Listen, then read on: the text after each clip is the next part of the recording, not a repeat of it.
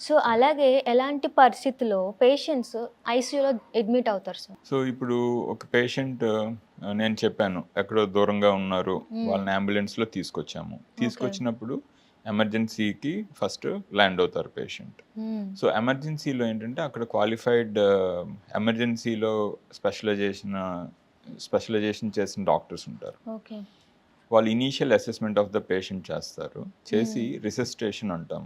So, హ్మ్. అంతవరకు patient ఒక 2, 3 రోజులుగా లేదా 4 రోజులుగా ఒంట్లో బాగుండట్లేదు. అండ్ హ్మ్. వాళ్ళు హాస్పిటల్‌కి రావడానికి అవసరం ఉండదేమో అని అనుకుని ఉండొచ్చు. లేదంటే అవును. అవకాశం ఉండక రాకపోయి ఉండొచ్చు. సో, దానివలన ఏంటంటే వాళ్ళ కండిషన్‌ను ఆహ్, సో, లైఫ్ థ్రెటనింగ్ సిట్యుయేషన్స్ ఉంటారు వాళ్ళు. ఓకే. సో, వాళ్ళ ఇనీషియల్ అసెస్మెంట్ హ్మ్. అంటే ఎయిర్‌వే, బ్రీతింగ్, సర్క్యులేషన్ అంటాము. హ్మ్. సో, ఊపిరి బాగా తీసుకుంటున్నారా లేదా? సర్క్యులేషన్ అంటే బ్లడ్ ప్రెషర్ ఎలా ఉంది? హార్ట్ హ్మ్. రేట్ ఎలా ఉంది?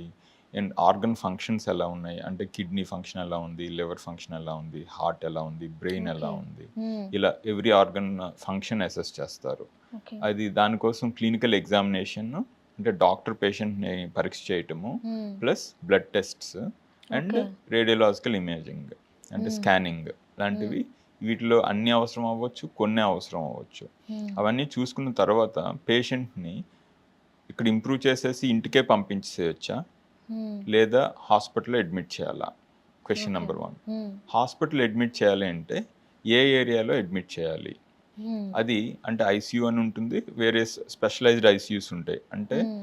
ఆహ్, neuro ICU, medical okay. ICU, surgical ICU, pediatric ICU హుహు. అండ్ కార్డియాక్ ఐసీయూ ఇలా ఐసీయూస్ ఉంటాయి. Different different okay. పేషెంట్స్‌కి డిఫరెంట్ డిఫరెంట్ ఐసీయూస్ ఐసీయూస్. ఉంటాయి. ఓకే. సో, ఐసీయూలో అడ్మిట్ చేయాలా? వార్డ్‌లో చేయాలా? దానికి హ్మ్. మళ్ళీ క్రైటీరియా ఉంటుంది. ఓకే. సో, ఐసీయూలో అడ్మిట్ చేయాలి అంటే ఒకటి పేషెంట్‌కి లైఫ్ థ్రెటనింగ్ సిట్యుయేషన్ ఉండాలి. అండ్ ఆర్గన్ ఫంక్షన్స్ వీటిల్లో ఏ ఆర్గన్ అయినా ఫంక్షన్ బాలేదు. ఒక పేషెంట్‌కి ఫీవర్ వచ్చిందనుకోండి, ఫీవర్ మాత్రమే వచ్చింది. ఇంకా మిగిలిన ఆర్గన్స్ అన్నీ ఫంక్షన్ బానే ఉంది అనుకుంటే హ్మ్. వాళ్ళని వార్డ్‌లో ఉంచుతాం. వార్డ్‌లో ఉంచి ఫీవర్ తగ్గటానికి initial symptomatic treatment, next definitive treatment. అంటే హ్మ్. ఇన్ఫెక్షన్ కారణం ఏంటి? దానికి యాంటీబయాటిక్ ఇవ్వాలా లేదా? ఇవ్వాలంటే ఏ ఓకే. యాంటీబయాటిక్ ఇవ్వాలి? ఇవన్నీ కూడా వార్డ్‌లో చేయగలుగుతాం. హ్మ్. అప్పుడు వాళ్ళని వార్డ్‌లో ఉంచుతాము. లేదు ఒక ఆర్గన్ ఫెయిల్యూర్ ఉంది. ఒక హ్మ్. ఆర్గన్ సరిగ్గా పనిచేయటం లేదు. హార్టే తీసుకుంటే బ్లడ్ ప్రెషర్ సరిగ్గా లేదు. హ్మ్. హ్మ్, బాడీలో బ్లడ్ సర్క్యులేషన్ సరిగ్గా లేదు. ఆ సందర్భంలో దాన్ని బ్లడ్ ప్రెషర్ మెయింటైన్ చేయటానికి హ్మ్. మెడిసిన్స్ కంటిన్యూయస్‌గా ఇవ్వాల్సొస్తది.